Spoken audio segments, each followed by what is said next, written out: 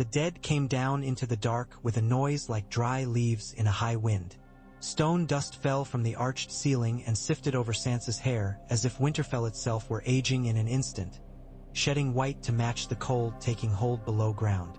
She could hear them on the stairs, the scraping of bone and nail, the unhurried knock of something hard against the steps, as though the ancient kings that had guarded the north in their slumber had at last received a summons they could not refuse. Tyrion's lamp guttered. Varys had 2 more held close, cradled as a mother might an infant, but their flames shortened, devoured by the hunger of the night that seeped even through stone. Somewhere at the far end of the vaults a child began to cry and just as quickly stopped, a palm pressed over a small mouth. The sound died and the silence throbbed in Sansa's ears. "They're coming," Tyrion said softly. "I know." He held out a blade that was more black shadow than metal, its edge notched, its hilt wrapped in grimy cloth.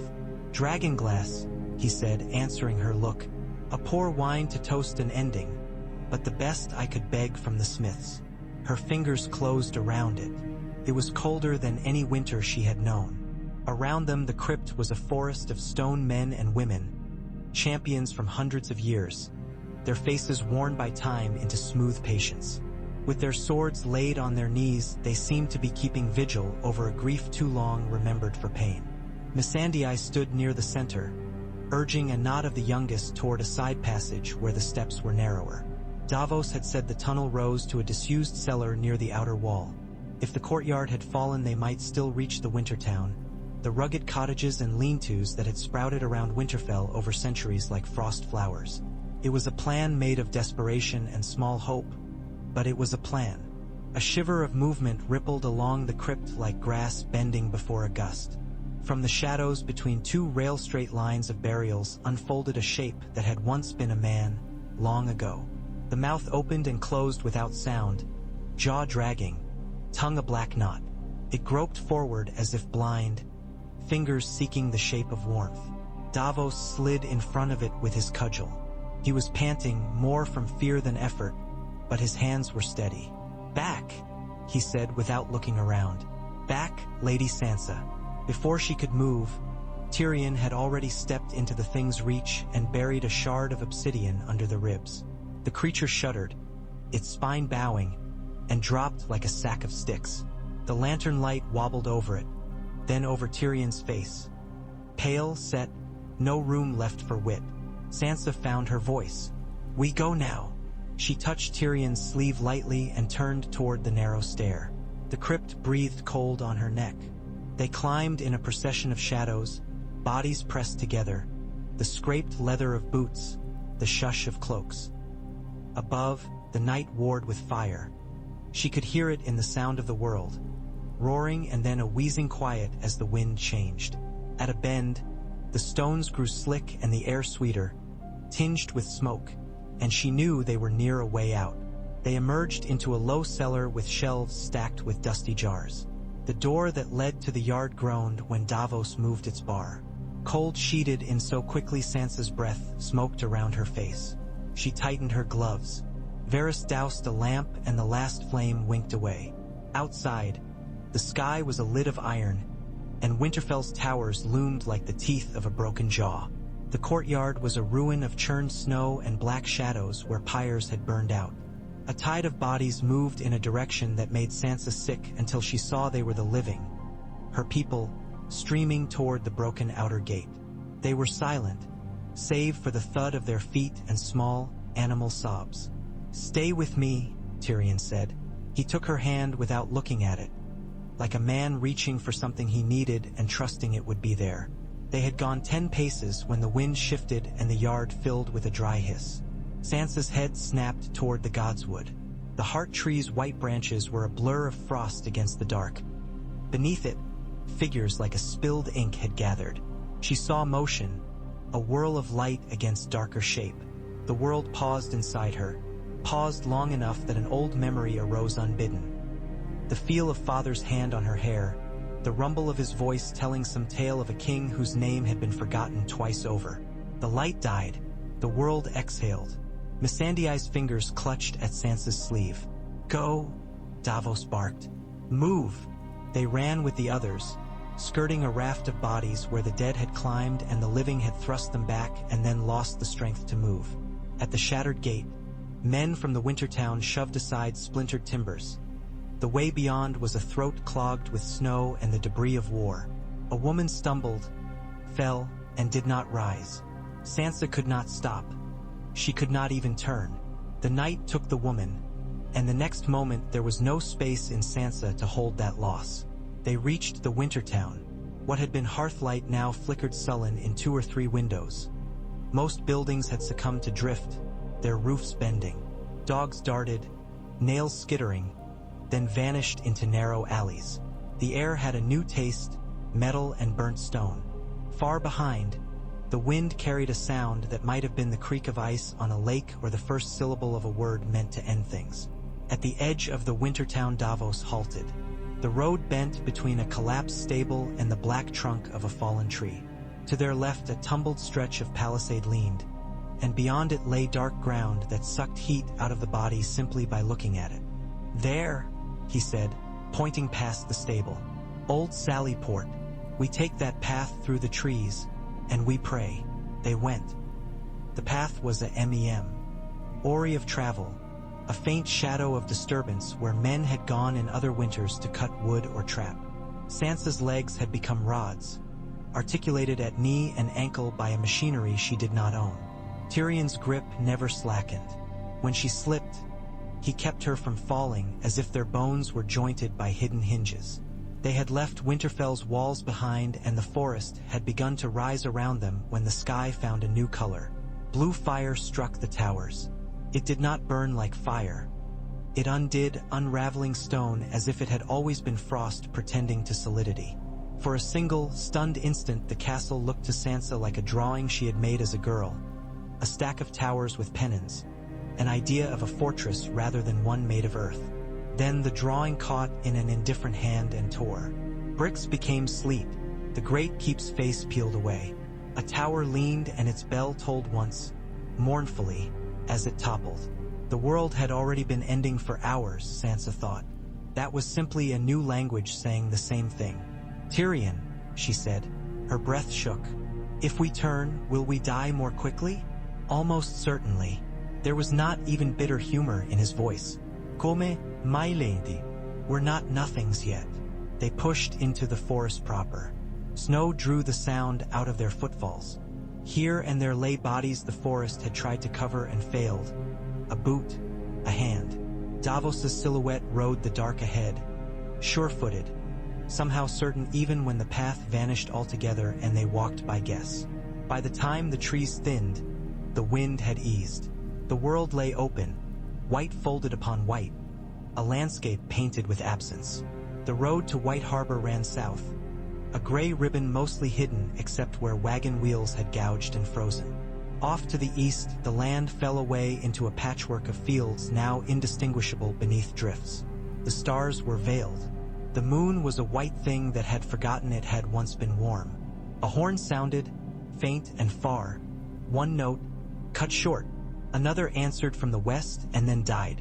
Davos slowed, lifted a hand. "We cannot be the only ones," he muttered. "Someone else will have taken this road." He was right. An hour later, an hour measured by the pain in Sansa's calves and the way her breath found a rhythm and then faltered and found it again. They overtook a sledge with 3 children and a woman whose hair was a black rope.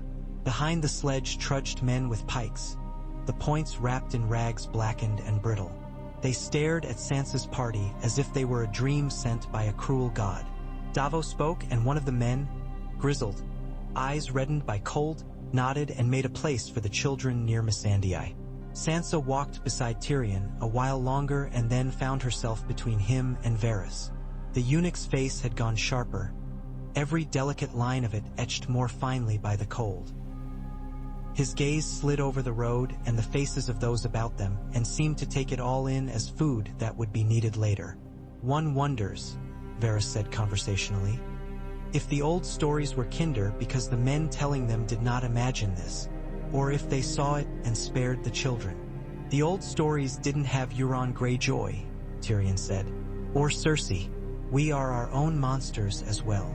Sansa kept her eyes on the road. She did not say aloud what she thought, that monsters required one another, that a house was built of many rooms and men found the one in which their fear matched the furniture. The wind took her words before she bothered to spend them. They reached the river by late day. The bridge at Barrow Hall had sagged. Its middle span bowed like a tired back, but it still held, and the men with pikes walked out first and stamped to test it. The river had crusted in the shallows and ran black where it still found itself. Sansa stepped onto old planks, and the sound of water below, sullen, unwilling, reached up like an old grief. On the far shore, fire glowed behind a curtain of falling snow. A camp, then exhausted men, boiling something thin in a cauldron, sparks rising to meet the first dark. Davos found the camp's master and came back with a jug of something that burned Sansa's throat and watered her eyes. They were men of House Reed and House Manderley. Stragglers gathered under a banner Davos described as a frog spear and a merman's trident. Crannog men, he said with relief. Water and mud for brothers. The neck will be a harder passage for the dead than the open field. Harder, Varys said softly. But not impossible. Not now. He glanced north. The sky behind them had acquired a low brightness like dawn behind a curtain. Only this dawn was blue and wrong, and the curtain had the stubborn shape of something that would not move for pleas. Sansa slept a portion of the night with Tyrion's cloak over her and woke to the knowledge that Winterfell was gone. It had not come to her in a dream with a spoken word. It arrived like a person entering a room without knocking. A new weight in the air, the smell of smoke that would not fade. She stood to ease the stiffness in her legs and saw Davos speaking with a man whose hair was brown gone gray and whose eyes were as green as a marsh pool. He looked like no lord she had known, and for that she was grateful. "My lady," Davos gestured. "Howland Reed." Sansa inclined her head. Reed bowed as if he were standing in a hall with warmed floors. "I am sorry," he said, and meant it. "Your father was my friend. We will not leave you to their cold. We can't run forever." Sansa surprised herself. Her voice did not shake. "The dead move slower, but they do not tire, and they add us to their number. If the neck falls," Reed said, "we will make them pay for the mud that clings to their bones."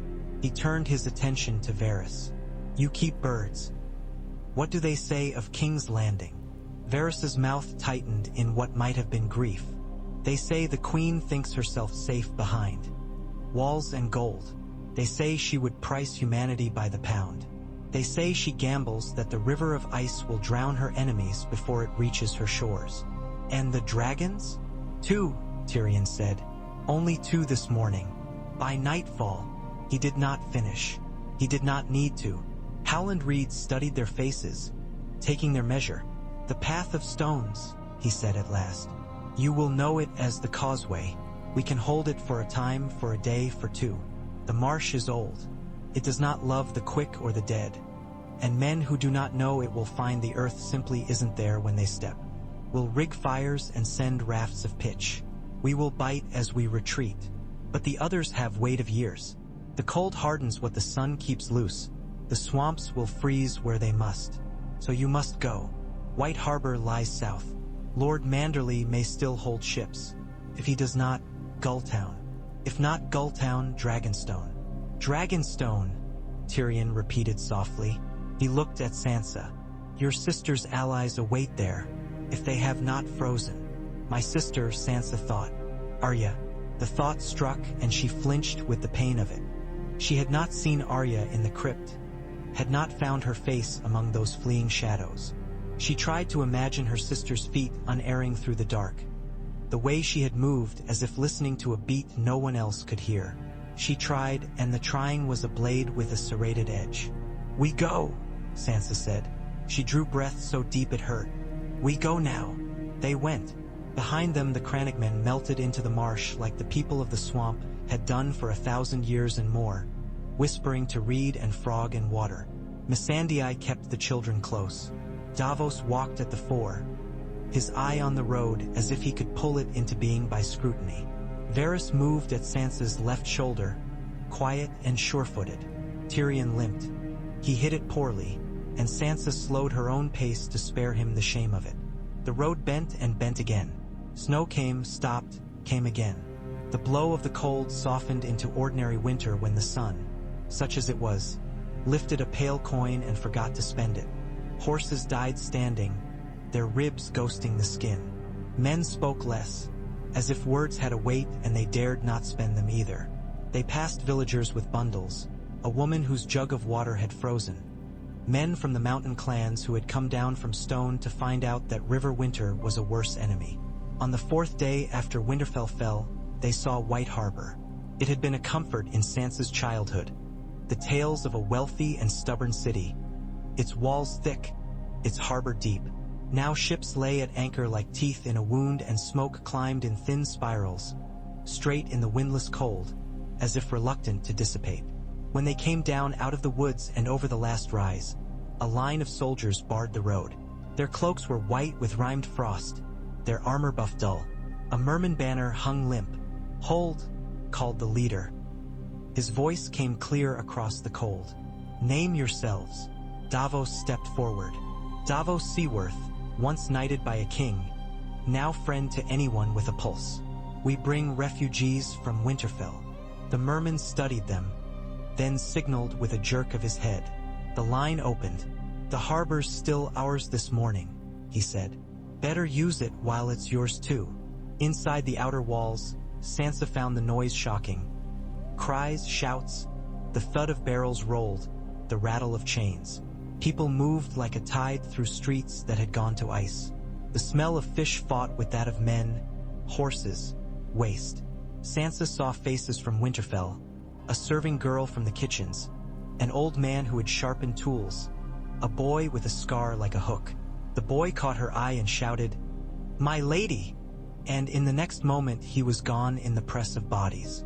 Lord Manderley himself met them on the quay, a bear of a man whose greatcoat seemed barely to contain him. His face was gray as stone dust, his lips red as if from biting. "Lady Stark," he said, and bowed, and the sight of that bow nearly undid Sansa. She put her hand on his arm and found it steady and hot through the cloth. "My lord," she said, "how many ships?" "Not enough." He bit off the words. "Never enough. The river fleets from upriver have not come down. The colds locked them behind ice. Gulltown sent us some cogs. 7 blessed them. A score already stuffed with fisherfolk. The sea's ours still. The dead don't swim." He glanced at the black water beyond the ice floes, as if defying it to disagree. "Yet, Dragonstone," Tyrion said quietly. "Aye," Manderley said. "Or the Vale, if you trust the passes not to take your breath. I'll ask no man which god he favors. You'll have a ship either way." Sansa chose Dragonstone. She did not say the word for her sister, Daenerys, because it felt like a charm that would sour if she named it. She did not say Jon's name because it was a stone in her throat. They boarded in the dark.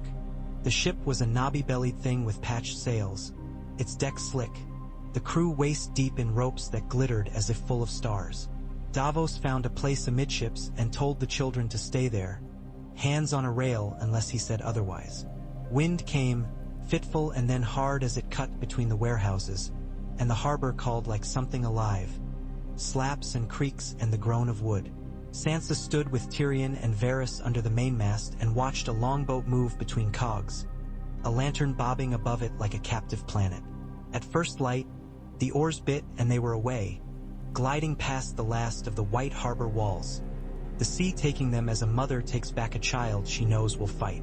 The mouth of the white knife spat them into the bite, and as White Harbor fell behind, Sansa turned and saw the city as a black comb against the white edge of the world and felt a grief that made her dizzy. They did not meet the dead on the water. The sea breathed and rolled, ice like glass in the troughs between Avies. Gulls ghosted above. Even the cold was different here. Not the iron malice of the night on land, but a wide, indifferent chill. Sansa did not warm exactly, but the skin between her shoulders relaxed for the first time in days, and when she slept and dreamed, she saw Winterfell as it had been under summer skies. They reached Dragonstone under a lid of cloud, with the sea the color of slate and the castle shouldering out of rock like a dragon laying claim to shore. Smoke rose from the kitchens. Torches sent wavering lines of gold down to the foot of the stairs. When the anchor rattled out and the longboat bumped against the ladder, Sansa did not wait for Davos to offer his hand. She climbed, cold and hungry and set, and when she reached the quay there was a man there she recognized, though he wore a beard now and his face had new hollows.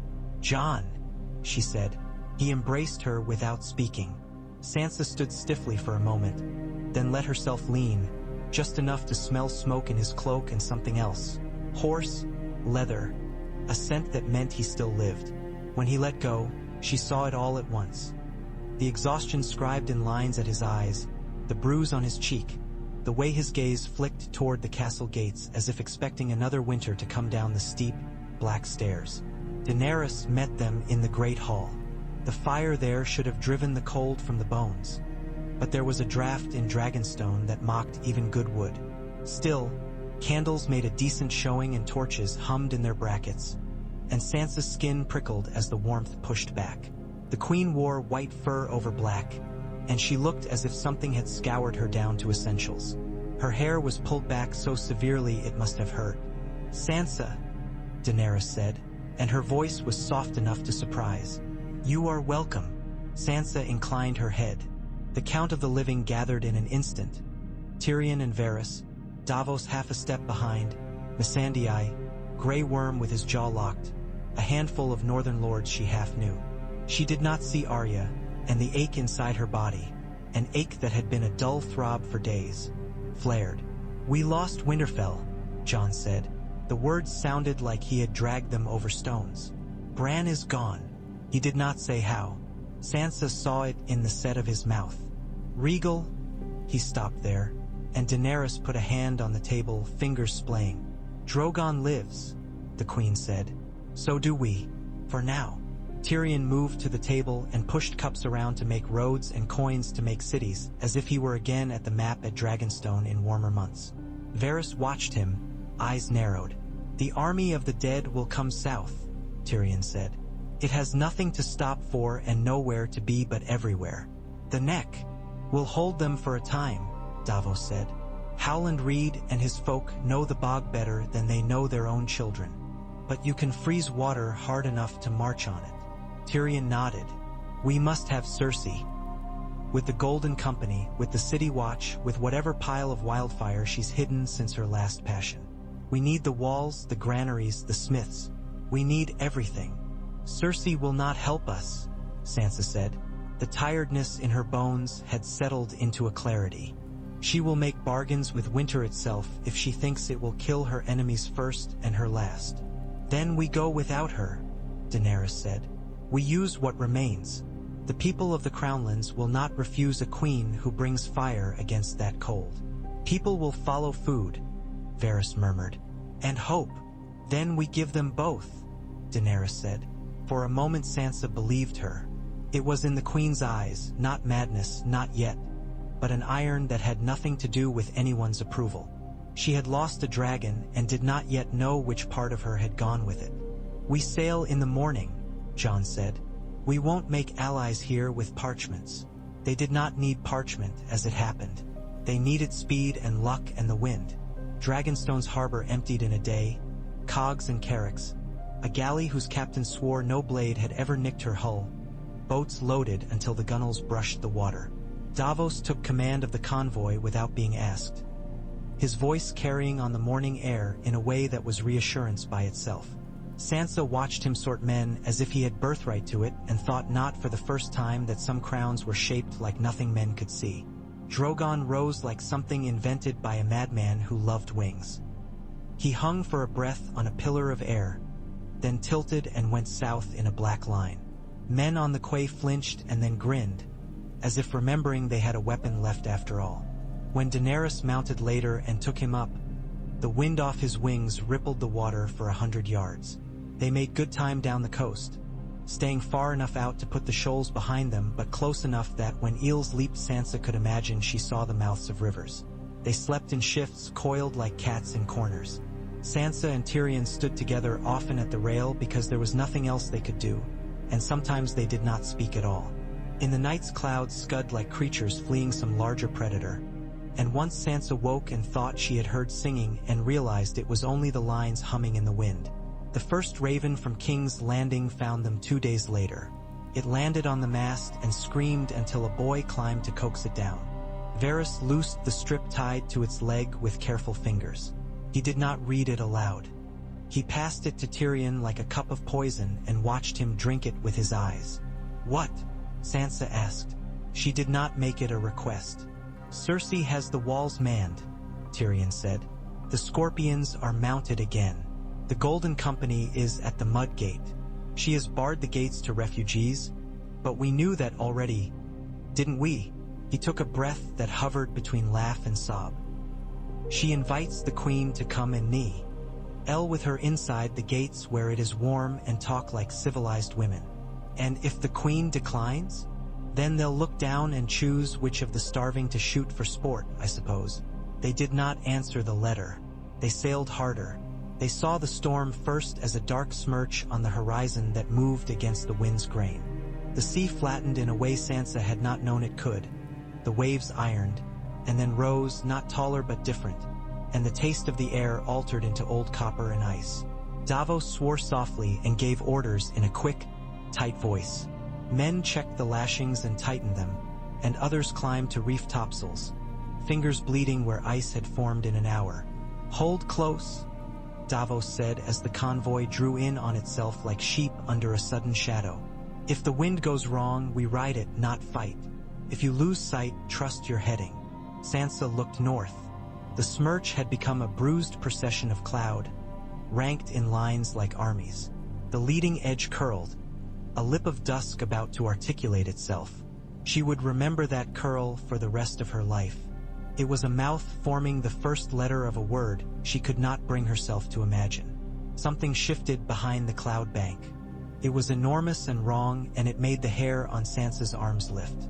Then it came into full view and men on the deck shouted and then fell silent because there were no words for an end to language.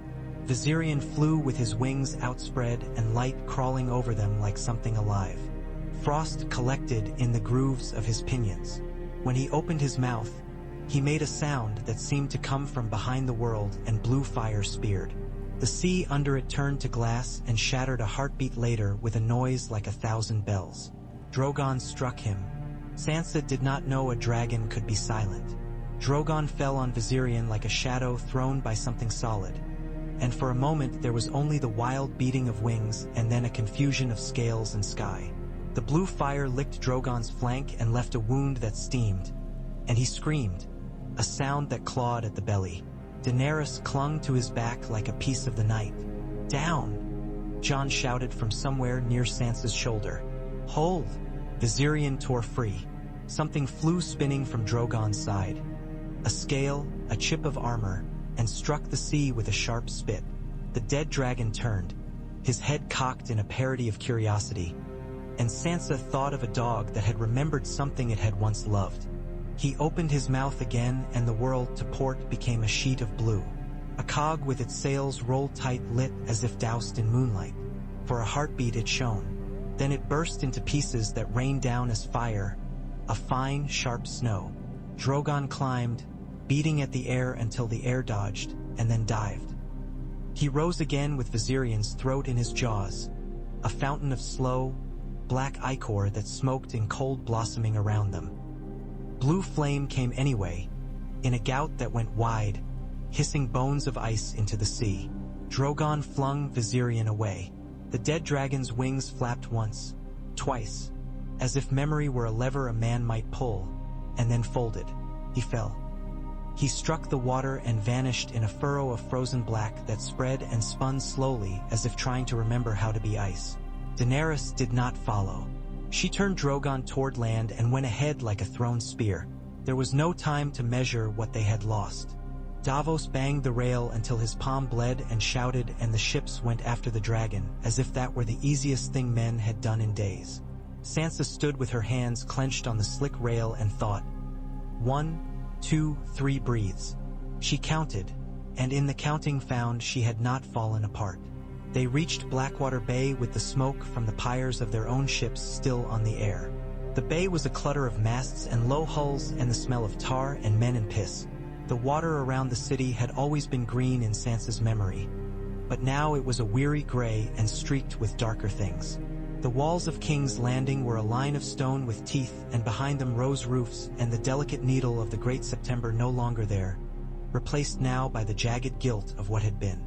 Cersei had remade the city into a diary she thought only she would ever read. At the head of the armada, Davos raised his flag and sent a signal. The answer came from the shore, lanterns bobbing in a pattern. Admit those who bring grain and fever and command. It was so quick that Sansa was certain something had gone wrong, and then she saw the small inner harbor filling with boats and realized that Qyburn had done his sums and found that even winter could not eat ships. On the quay, daintily dressed guards stood with pikes while men and women swarmed around them with hands outstretched. The guards looked thirsty and tried not to show it. Sansa felt a small, mean satisfaction that made her wince. Tyrion lifted his hood and kept it up. Varys's face had gone to a different kind of still. They were taken to the Red Keep with a speed and efficiency that had its own cruelty.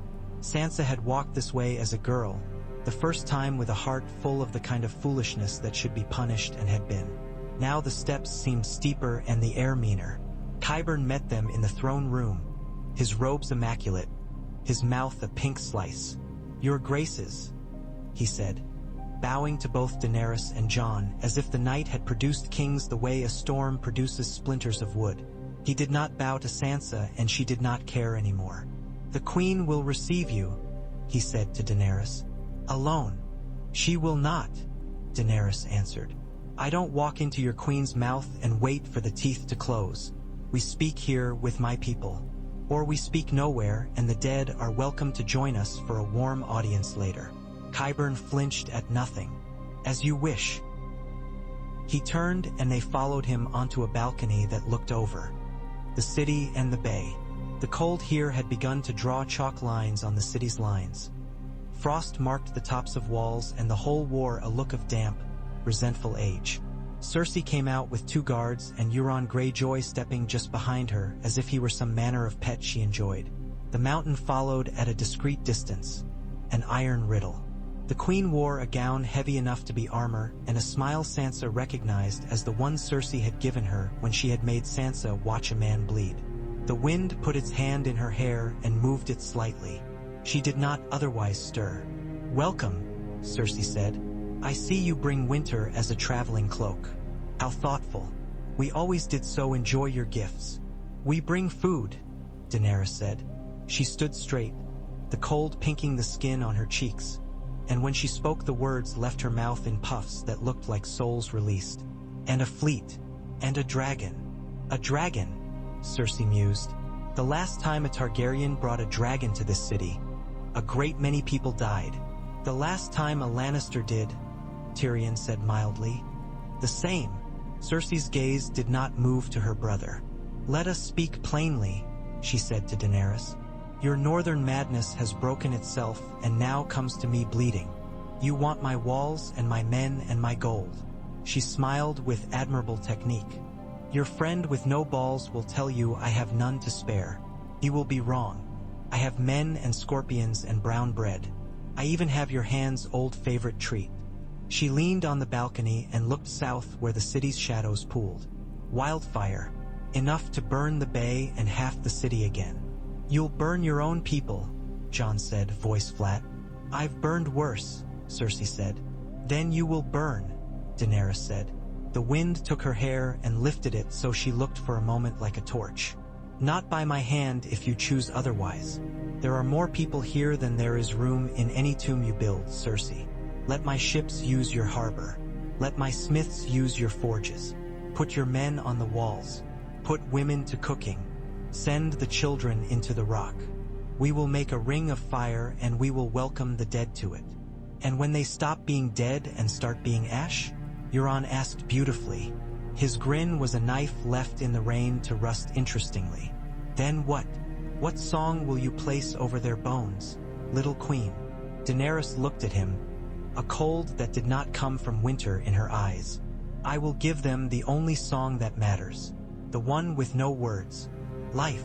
Cersei regarded them, silent long enough for the wind to make of the moment an argument. Then she sighed, and it sounded like a piece of silk being drawn through a ring. "Very well," she said. "We will do this your way. We will bar the lower streets and fill them with traps. We will post scorpions on the walls and man the gates. We will hoard your grain until the poor feast on hope. We will light your ring of fire.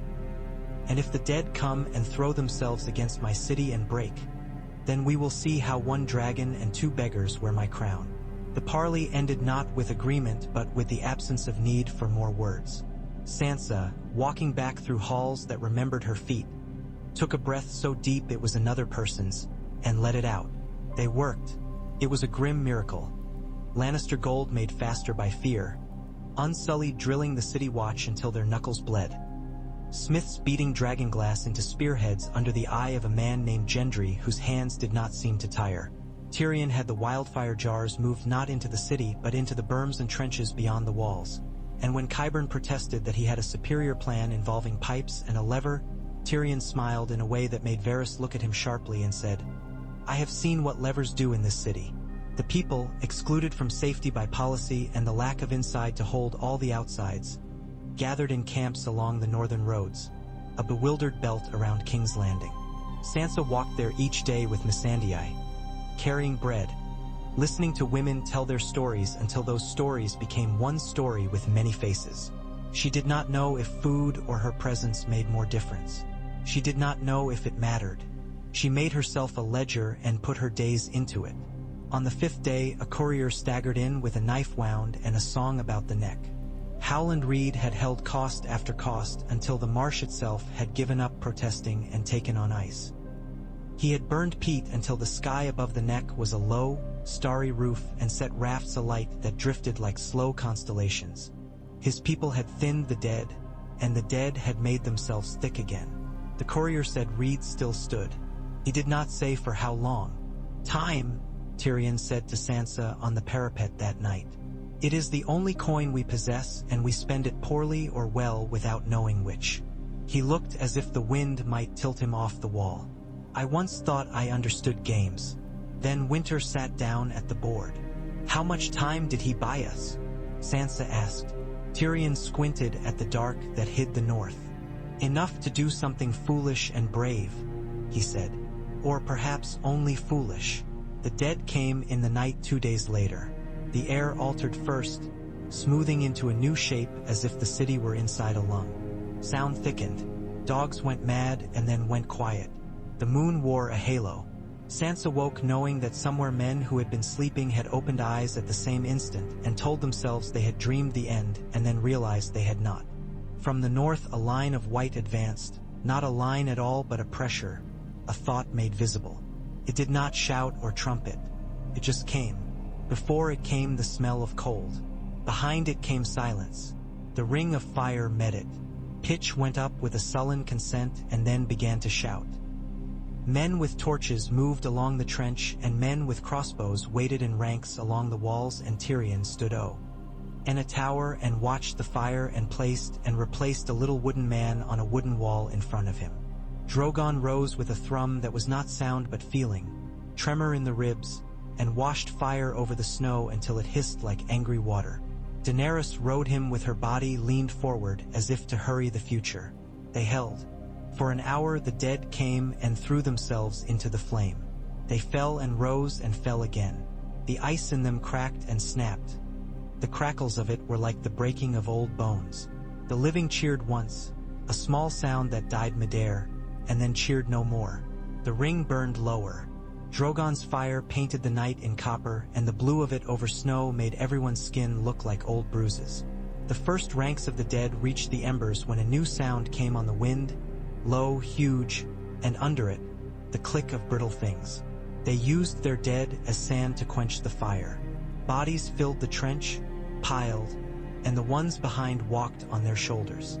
The first whites reached the ground beyond and others walked them as if they were steps. Sansa watched it with the kind of clarity she hated in herself, as if the whole were a tactic with a price. "Scorpions!" a voice called. "Ready!" The dead reached the scorpions first. It should not have been possible, and yet it was. It was always possible when the enemy did not need to live through the attempt. The first ranks of whites fell over the engines like waves over rocks, and the crews shot and stabbed and then were not there any longer. A man with a lantern fell backward into the mechanism he had been tending, and a jar burst on his chest, and the green fire leaped as if it had been waiting for him personally. For one heartbeat the wall wore a crown of emerald points. After, the green burned with its cheerful indifference in a splotch that had eaten men and did not know. Daenerys did not think. Sansa saw it in the way the dragon moved, the tilt that was less command than rage. Drogon smashed lines. His fire burned the dead into ash that rose in plumes, only to settle into shapes that tugged and tried to pull themselves upright. Daenerys flew him again and again, carving avenues. She burned the first ranks that found their way to the gates until the metal on the doors sang like struck bells. Sansa had kept a place at the inner edge of the parapet behind the mudgate because from there she could see the refugee camps and the lower city and measure how much worth they had preserved in attempts and how much they would lose by morning. She saw the Golden Company charge, handsome, fine, and doomed, under banners that snapped like polite applause. She saw them break, not because they lacked courage, but because courage had never been tested by a world that did not care. She saw men of the city watch hold, and then run, and then turn again, because beneath their fear was the place where they remembered their children slept inside the walls. In the last hour before the moon climbed against its own will, Drogon faltered. Sansa did not see the blow that struck him. She heard it, a metal shriek that belonged in a smithy. Scorpion bolt or some remnant of the dead's cunning. She could not tell. Drogon wheeled, a black coin caught by rough fingers. He screamed, and the scream broke into two pieces. Jon, who had been on the lower wall with men of the north and the Vale, turned as if a string had been tugged through his spine. Sansa watched him watch the sky and the part of her that knew the names for things thought finished. She did not know what finished meant. The dead were inside the first gate soon afterward. The green fire, set in the berms and trenches beyond the walls, had burned as long as wild anger would let it. It died where it could not find food. The dead found food everywhere. They climbed over things that had always been barriers and seemed to have forgotten that they were. They poured like a viscous fluid up ladders and through broken culverts and under sally ports that had once been iron. The living fell back, as all living things do when faced with the impossible. "Fall back to the inner ward," a captain shouted until his voice frayed and tore, and all that came out was a huff of air. Then he took his sword in both hands and stood anyway. The Red Keep became a hive. Qyburn's men slammed doors galore. Some citizens not accounted for in any plan were suddenly discovered in hallways and were pushed into rooms and told to be quiet and pray to cruel gods that might not hear. The Mountain stood at a door and did not move for an hour, and Sansa, passing him with Missandei and 2 children, learned that fear still had rooms she did not yet know. They went to the lower halls where the stores lay, barrels of grain, racks of dried fish. The wine the city would not be allowed until the day men could taste anything again. Sansa stood with women who filled cups for men who staggered in, swallowed, and went out. She found a rhythm, a motion, and did not look beyond the next cup. Then she heard the cry. It was not like Drogon's, though it had dragon in its bones. It was a human sound that had no hope left inside it and refused to die. She was moving before her mind aligned, running along a corridor that had been King's Landings for 100 years and was suddenly only a passage of stone. She came out into a broke balcony and looked down into the yard and saw Daenerys in the open, hand on Drogon's shoulder, blood black on the snow, and around her the dead coming with slow purpose. No one else was near. Men had either run or fallen. Jon was at the far edge of the yard with a knot of northerners trying to push back toward the queen, but the river of the dead was between. Drogon raised his head, a motion programmed by the same god that taught infants to suck, and he looked at Daenerys. For a moment the yard became only the space between 2 living things who had found each other strange and yet necessary. Then Dean.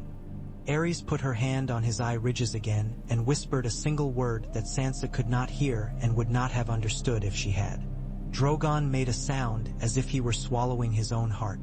He took the sky he could not hold. He went up crookedly, a workman with a load offset on his shoulder. He went up enough.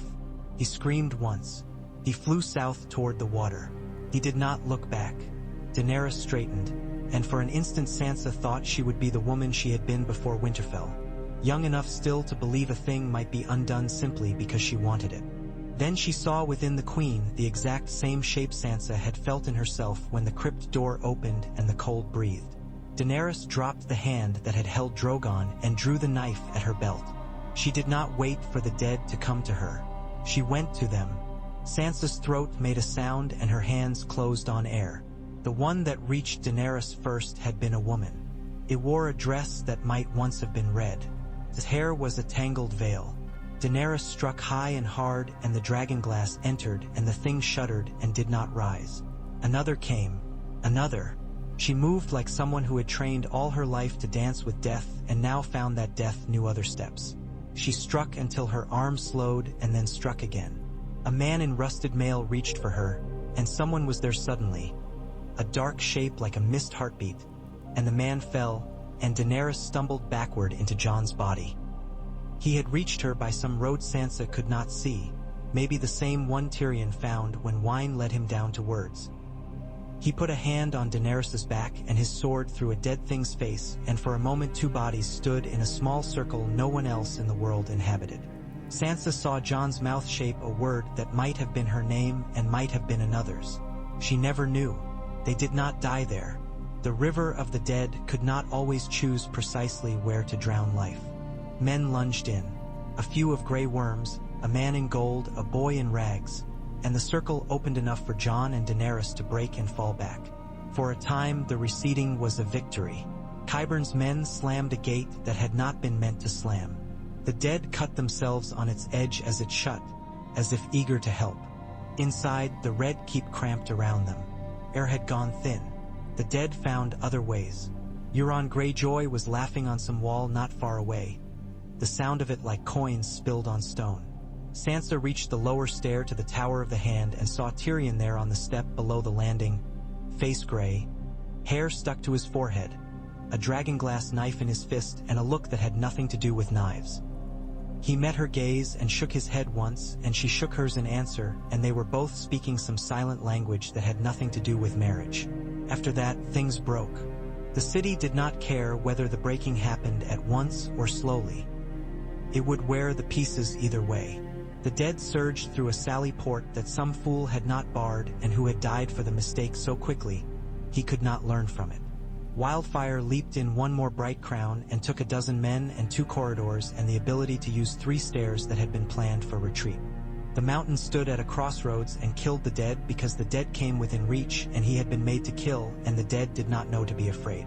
Qyburn cried out in triumph, and then in surprise when the thing he had used like a pen took his body the way a hand might break a stick out of habit. It ended, as all of these things do, not with a clarion but with a long sigh. The inner ward fell. The dead found the great hall and turned it into a place where wind went to practice being colder. The Red Keep had been no keep in truth for a long time, and in the last hour it remembered it. Jaime arrived then, armor dented, hair filthy, eyes clear. He had led a handful of men up a back stair as the city yielded, not with the intention of saving anything grand, but because there were still people in rooms and one still had to open doors. He found Cersei in a chamber where the walls held a forgotten heat and a fire still tried to make the air kind. She was not wearing her crown. She had a cup in her hand, and when he entered she lifted it and drank, and then turned her head like a very tired cat and looked at her brother, her lover, the boy who had once been the only person who understood the world. "So," Cersei said, "winter came." "It did," Jaime said. He stood in the doorway. The dead sound a reminder that doors had their own ideas of politeness. "We must go." "Go where?" She laughed. It was not madness now. It was knowledge. "Jaime, there's nowhere left to go. The city was built to be burned. We proved it years ago. Now someone else gets to write their name in the ash." He stepped toward her. He did not mean to weep, and he did not. He put his hand on her wrist and felt the pulse there and knew that the world had made a promise long ago to end both of them in a way that made a kind of symmetry. He had always hated symmetry. "We won't die here," he said. He did not believe the words, and yet he said them because they were the only ones worth saying. "Not like this." He put her hand on his shoulder. She rested it there and stared at him as if he were a puzzle. They tried the lower tunnels where wine had been stored. They tried the old Sepp's undercroft. They tried a stair he remembered from being a boy when he had chased Tyrion and never caught him. Every path ended in stone. Cersei stopped at last and leaned her forehead against the cold, and Jaime stood behind her and remembered a tower in a northern castle and another kind of cold and a boy falling and the way the world had not ended then. The trick had been in assuming the ending would be someone else's. Cersei turned and laid her hand against his cheek. For a moment she was his sister and a girl, and the sling that had held him between love and loyalty all his life. "Valonqar," she said softly, "I should have killed you 100 times. You did," he said, and for once found that old shame could be gentler than new grief. The ceiling shifted. A sound like the whole city taking a breath came and went. Jaime drew her to him and she came, and when the stones fell they fell quickly and cleanly, and there were no words to be made out of that quiet afterward. Elsewhere in the ruin, the hound found the mountain on a stair that had forgotten whether it wished to go up or down. They looked at each other, and the dead swept past like a stream around two stones that had always planned to remain. The mountain moved first because he had been built to. The hound did not scream at the sight of fire this time because there was no fire left that meant anything. Fear had been all used up in more necessary work. They fell together in a wrestling that had less to do with blows than with gravity. In the end, they tumbled down a stair that had lost interest and found themselves in a room where the dead were already learning to rearrange furniture. The mountain's head was a puzzle box. The hound found a way into it with a piece of broken spear. He did not live long enough to consider what he had won. Arya came through the city like a rumor the dead had not yet heard. She had not died in the Godswood. The Night King had seen her, and she had seen more than just his face.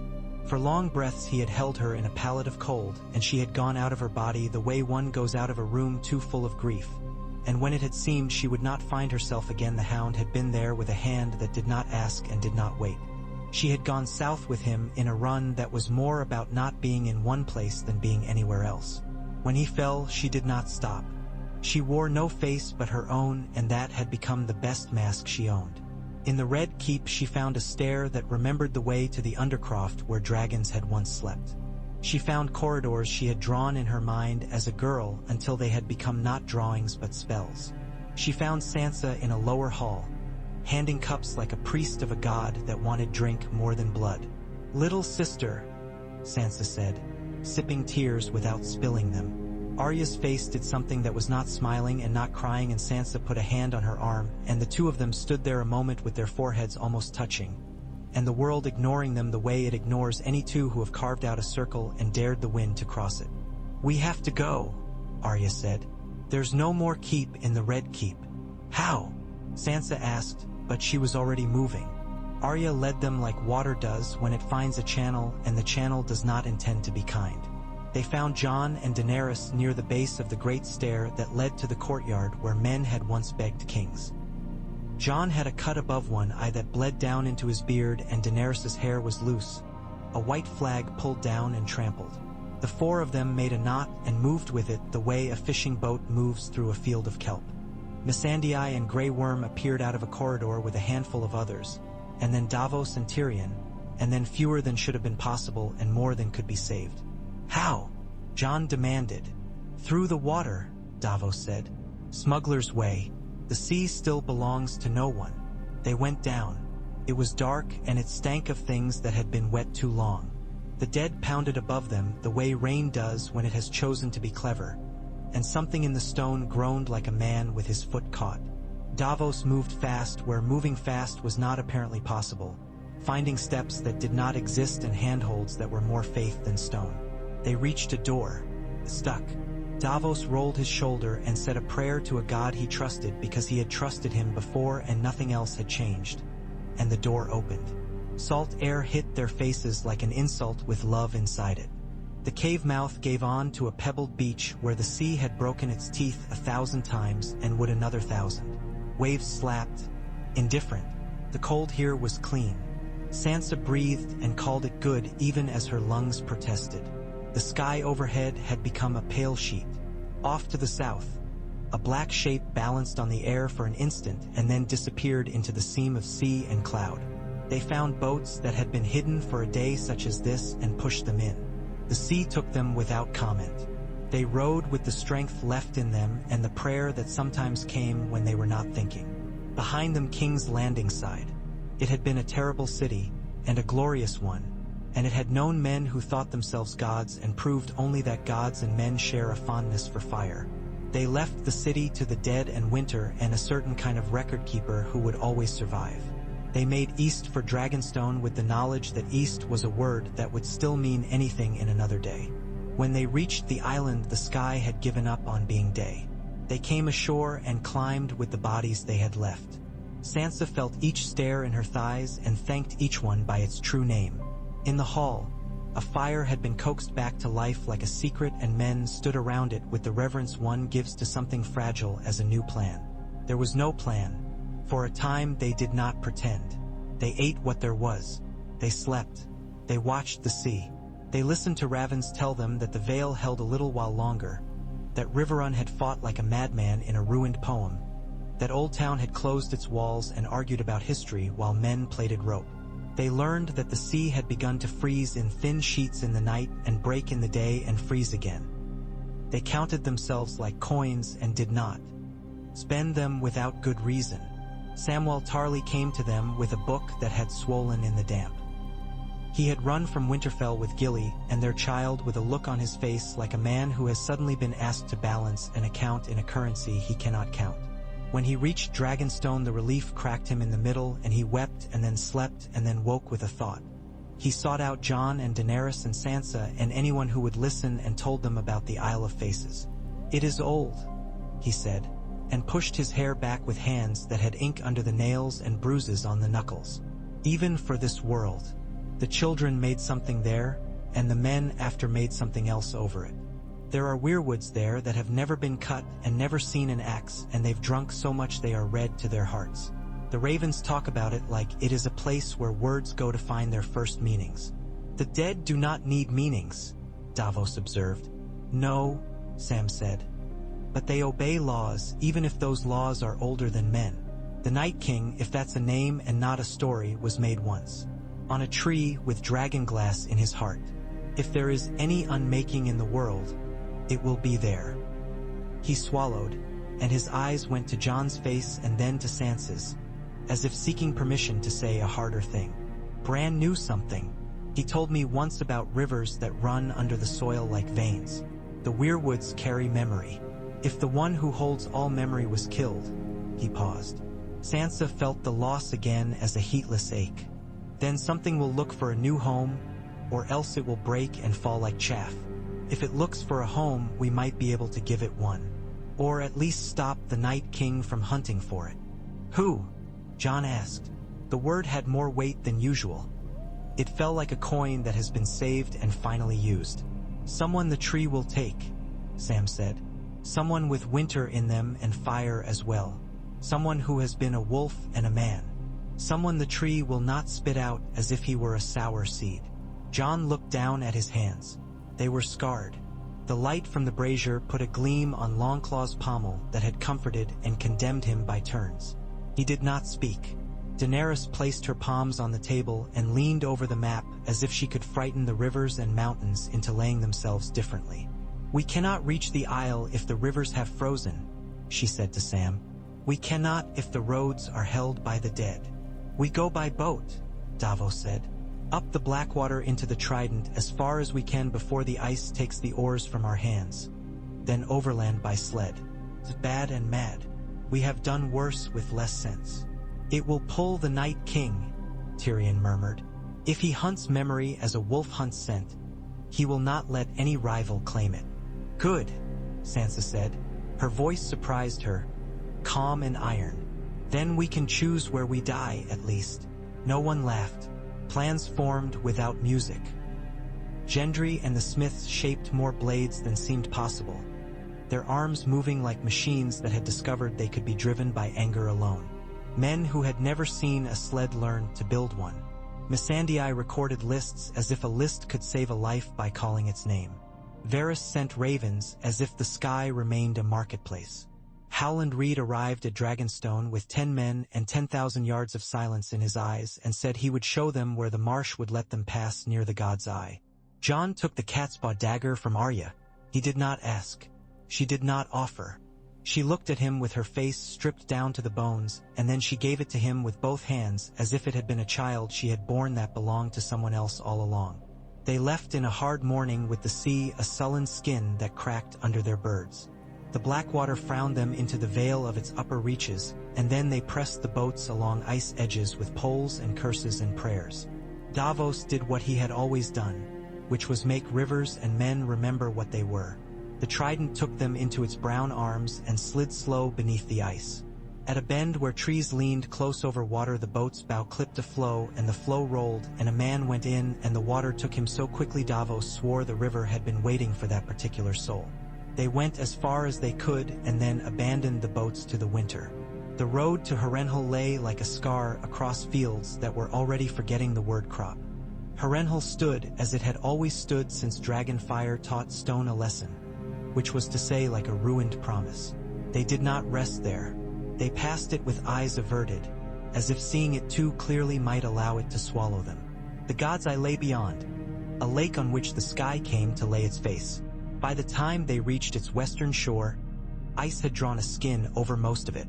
In the center stood the Isle of Faces, low and green, greener than it had any right to be, with a crown of white wood like a memory in the snow. Reed's men went ahead and called to the marsh with whistles that made Sansa think of birds that had gone to ground. The lake creaked. Someone said a prayer to a god with a blue beard. They walked out onto the ice. It was the worst part, the walking. The ice did not crack catastrophically beneath them. That would have been kindness. It moaned and shifted and sighed, and in 1,000 small ways suggested to the body that the body was a fool to trust anyone. Jon led. He did not break the ice's skin. He listened to it and it to him, and they found a way to not betray each other. Men followed. Sansa went in the middle with Arya at one elbow and Tyrion at the other, and Davos somewhere anyone might find him. Daenerys followed with a stride that dared the lake to consider a queen less weighty than a kingslayer. Howland Reed walked as if he and the ice were old lovers who enjoyed complaining about each other.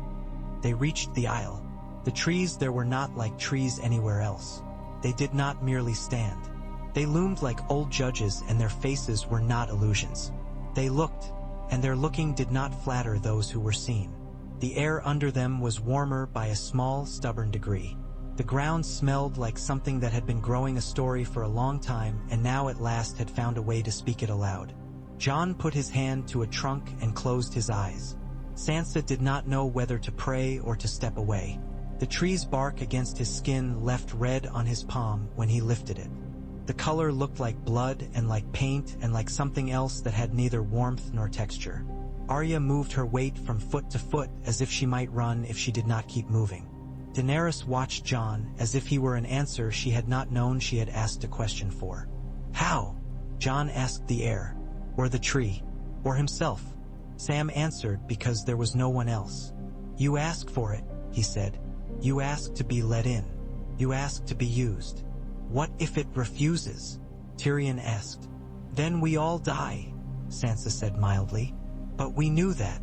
Jon knelt. He took the catspaw dagger in both hands and laid it at the roots like tribute. He put Longclaw beside it, a sword that had made and unmade much. He bowed his head. He said nothing aloud. Sansa imagined the words inside him. House words, prayers, apologies, names, and stood very still because the skin of the world felt thin here and any motion might tear it. For a heartbeat, nothing happened. Then the air changed. The trees, which had been merely present a moment before, leaned. Sansa did not see the motion with her eyes. She felt it in the meat of her thumb and the root of her tongue. They leaned not toward Jon exactly but toward a place he had made by kneeling. The space filled with a pressure that was not wind. Jon's shoulders lifted.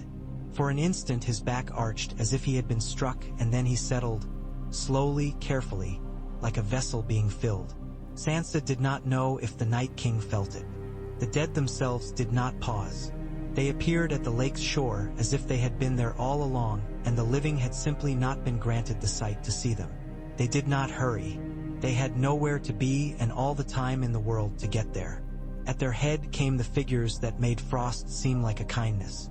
They stepped onto the ice without looking at it, as if they were the ones who had gifted it solidity. The lake accepted them with perfect courtesy. "Scouts," Davos said flatly, "and their whole army behind. Do we run?" Tyrion asked, not as a suggestion but as an appraisal of inventory. "No," Sansa said. The word had no room for other words inside it. Jon rose. He turned and looked at them, and he was Jon and he was not. The change was not a flourish. It was a missing. Something had been taken from him. Some lightness he had not used lately, and something had been put back. Some gravity he had always had. His eyes were the same dark, but behind them something old had walked into a room and sat down. "What do the trees say?" Daenerys asked very softly. "Nothing," Jon said. His voice was quiet and carried. "The trees don't speak the way we do, but they remember, and I remember with them for a little while. The first making, the blood, the blue, the ice that is not water and the fire that is not heat. They remember an unmaking too. It is not a word. It is a place and a choice." "Here," Sansa said. "Now." "Yes," Jon said. He picked up the catspaw dagger with a delicacy that made Sansa think of a man lifting an infant. He laid his palm over the dragon glass in its hilt. "This wants a heart. It wanted the Night King's. It will take another's if given. The trees do not barter. They accept." He looked at Daenerys and then at Sansa and then at Arya, and then he did not look at anyone. "Don't you dare," Arya said, and her voice was the first time she had been a child since she had been a child. Jon shook his head. It was a small motion. "I don't know that the knife must go into me," he said, firmly but with a gentleness that made Sansa's throat ache. "But something must be given. A life that binds fire and ice. A king's blood, and blood that has learned to kneel and to rise.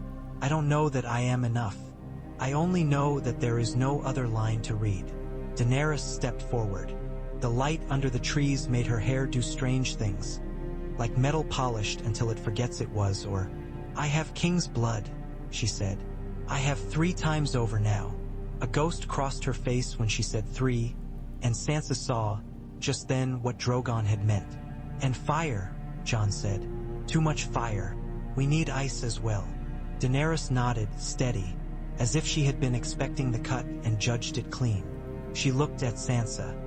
"He has both," she said. "He always has." She did not say Jon's other name. Names were spells, and some were better uncast. "I would take this from him," she added very low. "If I wanted to enough, I might scorch the trees and eat the knife and call that mercy. I will not." Davos hissed between his teeth. "The dead don't wait while we discuss poetry. Look." They saw the veil of whites crossing the ice. They came in silent ranks. The others walked among them like ideas. Behind them, far back, the air had a sudden thickening, cold powdered into a figure. He came without hurry, the way a storm comes, sure that all roads bend toward it. "We meet them on the fringe," Howland Reed said. He had drawn his frog spear without thinking about it. "Here the trees lean to here, and here the ice thins where a man might choose to trust it and find the choice poorly made. We bite and we fall back and we bite again. This isle will stand while any live who love it." "Then we stand," Sansa said. They did. The first ranks of whites found the shore and stumbled over one another in their eagerness to fall upon the living. They were not the creatures of the North entirely now. They were men of the Crownlands and the Riverlands, the remains of the Golden Company, boys who had thought to buy bread with a day's work. They fell and rose and fell again. Dragonglass did its work. Valyrian steel sang a song the trees liked. Drogon did not come. He circled the lake once. Sansa saw him as a line of darkness under cloud, and did not descend. If there were words between him and Daenerys, no one heard them. The queen fought with a plain spear like a fisher, her face calm and terrible. Arya moved like a thorn come to life. Davos killed 3 things that had once been men and then had to stop to breathe and then killed 3 more. Tyrion stabbed where he must, and once slipped and went down, and Varys hauled him up by the collar with a hand that shook, and they stared at each other and then pretended not to. The others reached the edge of the trees. Here their presence was more wrong. The weirwoods did not move. Their roots had been drinking too long to be hurried, but an attention gathered like flint.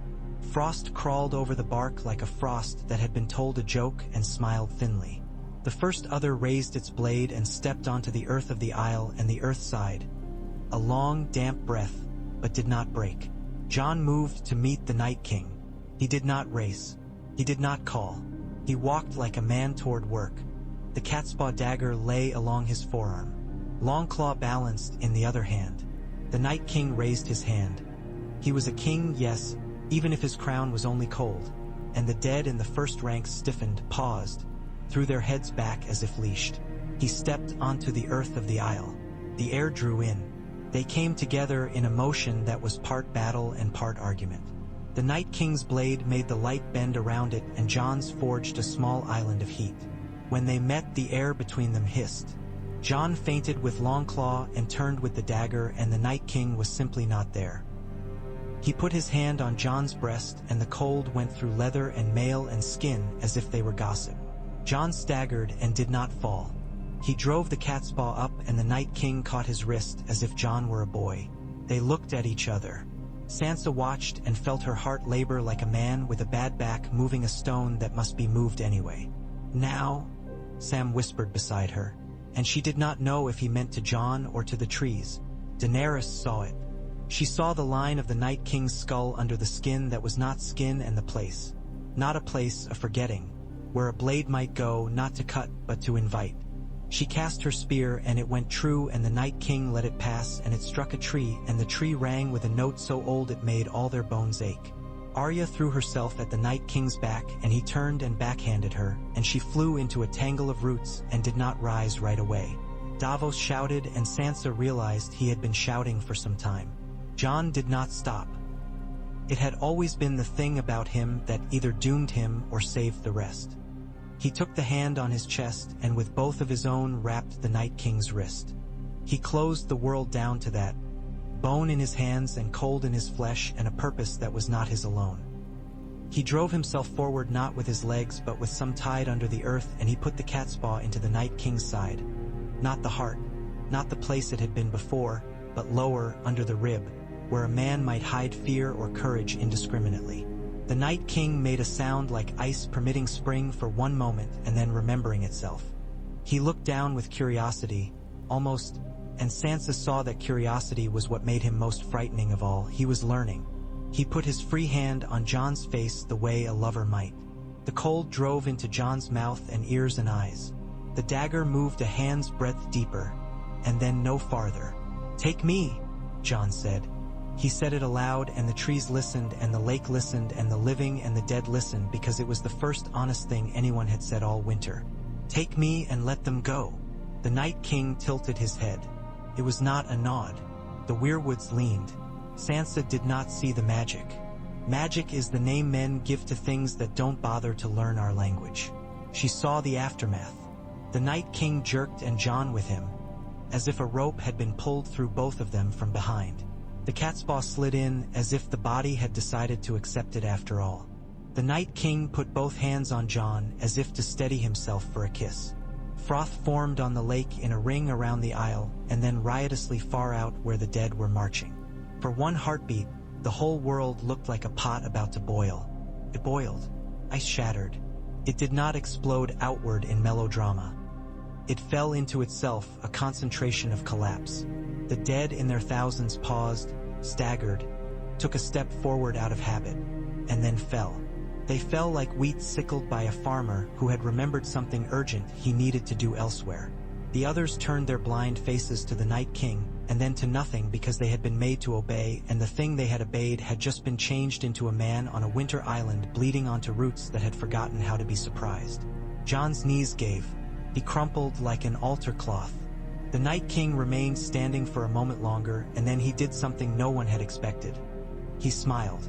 It was not joy. It was release. He broke the way frost breaks underfoot in spring. There was no body to fall. There was only a powder on the air the color of a winter day that sticks to your lungs and makes you cough and then becomes memory. Daenerys was the first to reach Jon. She slid on her knees and pressed hands to his face that had known other men and women and dragons, and none of it mattered because this was the one thing she wanted to have not happen. Arja krole torstaio. En's other side and put her head on his shoulder as she had done when she was a child, if she had ever been allowed to be a child. And Sansa came and took one of Jon's hands. It was not hot. It was not cold. It was only a hand. His eyes opened.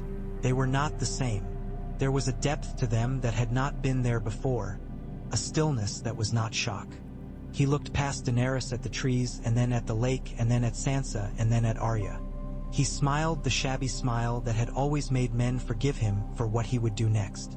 "We need fire," he said. He coughed and blood came up, ordinary blood. "And food." "You stupid, stubborn brother," Arya said. "I should cut your hair while you sleep." "Please do," Jon murmured. He lifted a hand that weighed a city and set it on Daenerys's wrist. "You did not burn the world today. I might tomorrow," Daenerys whispered. "Do not make me keep choosing." "I won't," he said. "We will ask the trees to remember some other way." They burned what dead they could. Took days. Men came out of the trees from the eastern side where they had hidden rather than die and helped with the work. Slowly, as if trusting time again might be a silly game. The lake re-iced in a skin that shivered if a bird landed on it. The wind learned a new name for itself. Ravens went ahead of them when they crossed back to the mainland. Some carried news that the dead had fallen like autumn leaves, and some carried lies because men still had to be men. The march from the god's eye to the coast-skirted fields that looked embarrassed to be alive. People stared at them and did not cheer and then tried, and the trying was better than real gladness would have been.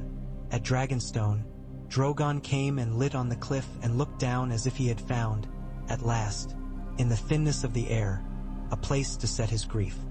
He lowered his head until he could breathe the same air Daenerys breathed, and they looked at each other and Sansa turned her face away because there are private things not made of bodies. After, Daenerys stayed on the cliff alone for a long time. When she came down, she had a plan in her hands like a thin glass. It did not look like it would hold liquid, and yet, King's Landing was not saved. It did not need to be. It needed to be rebuilt, and the rebuilding would break people in a way war is too simple to manage.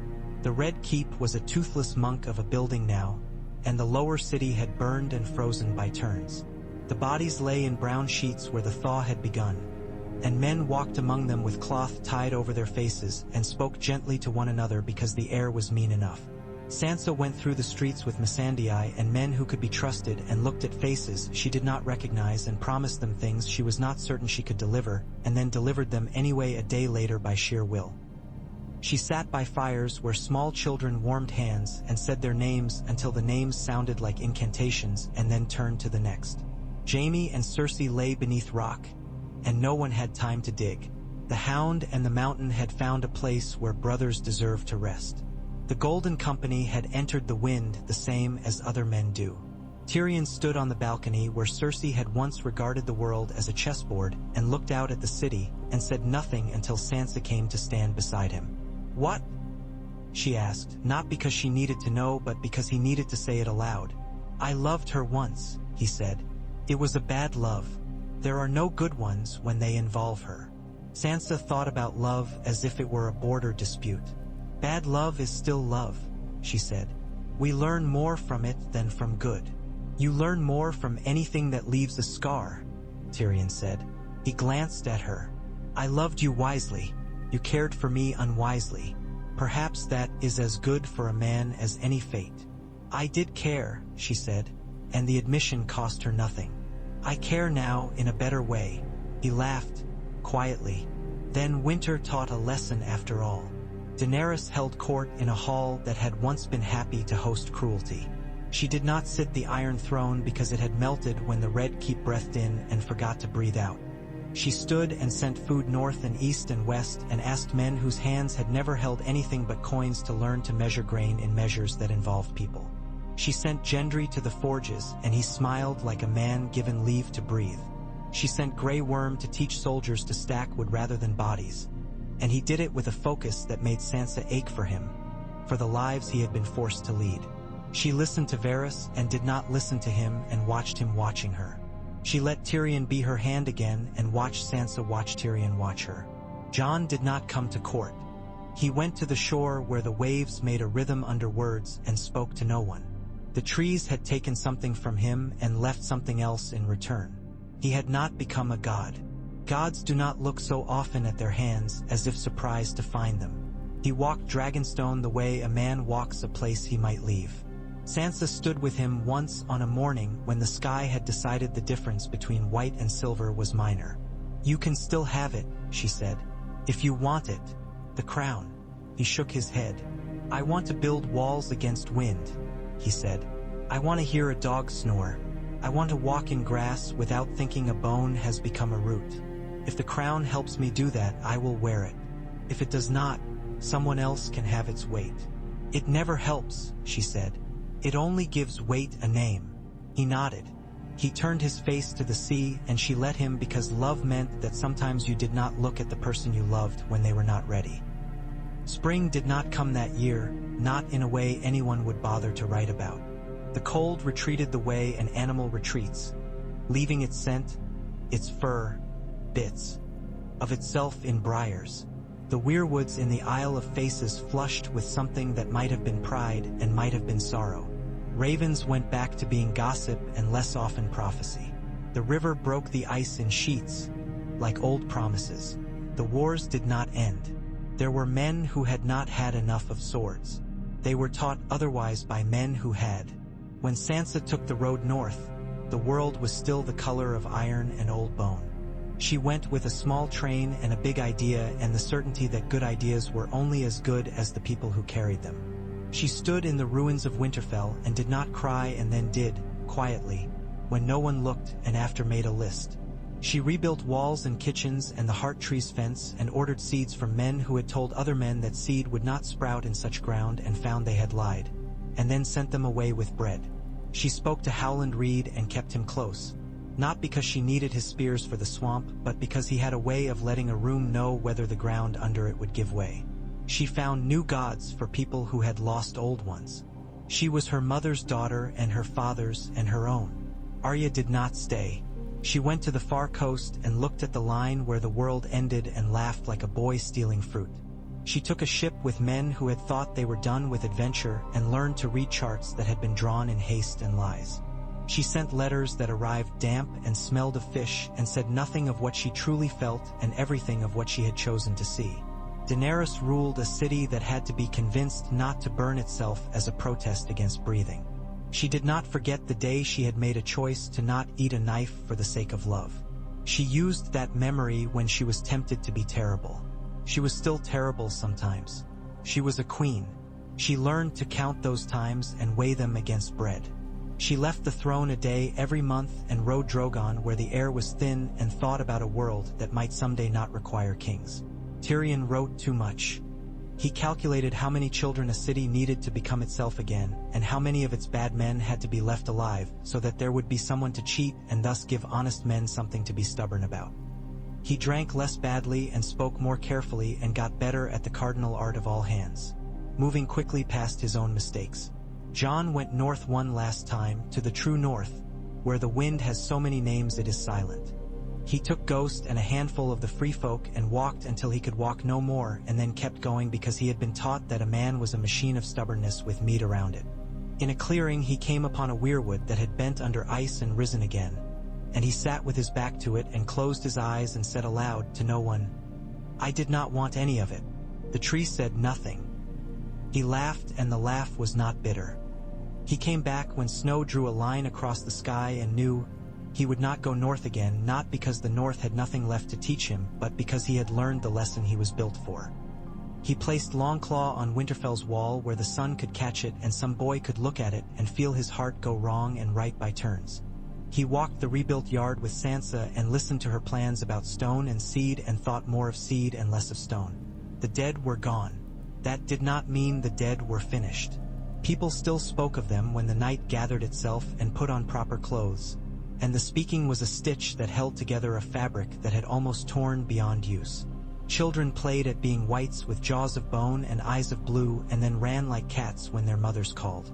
Old men told the story of the Night King falling at a tree like a deer and had to be corrected by boys who had learned the tale on someone's knee. The Isle of Faces became a place men spoke of in the tone one uses for old loves and new fears.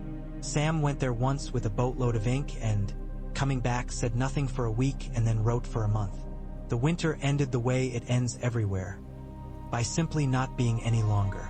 The first true smell of thaw came on a morning when Sansa was measuring a beam with a carpenter, and the carpenter suddenly put his hand out and grinned in a way that turned him into every boy he had ever been. The mud was immaculate. The puddles were beautiful. Men stripped shirts and stood in shafts of weak sun as if they had discovered a new religion. The heart tree, which had not bothered one way or another, looked faintly pleased. At dusk that same day, in the quiet room Sansa had made for herself off the Great Hall, Jon stood in the doorway and knocked. She looked up and smiled as easily as one breathes. He stepped inside and closed the door and did not sit. He put his hands on the back of a chair and his head down on his hands the way a man does when he has built something and now remembers what it cost. "You did it," he said. "No," she said. "We did. Or perhaps it did itself and we were not fool enough to get in the way." He lifted his head and looked at her. The lamplight made his scars into commas. "You sound like Tyrion," he said, mildly disapproving. "I take what I need," she said, "from every man and every book." He laughed, and it was a sound that might carry winter away if enough of it could be made. She stood and went to him, and they stood together and thought of the ones not there and did not say their names because sometimes silence is prayer. Outside, the night put its hand over the stars and let them go again. The wind, still learning its new manners, ran along the walls and found no purchase. Somewhere near the kitchens, a cat knocked over a bucket, and the noise was thunder in a kind of world that had not yet learned that thunder was only another word for Weth. The gods would breathe. The Isle of Faces stood. At its center, under a tree, a dagger lay where a man had put it down and had not picked it up again, its edge clean, its hilt warm from the memory of hands. The dead had won Winterfell. The dead had filled the crypts and the courtyards and the sky with their victory. They had walked south as if the road belonged to them. In the end, the wind had been one note in a longer song.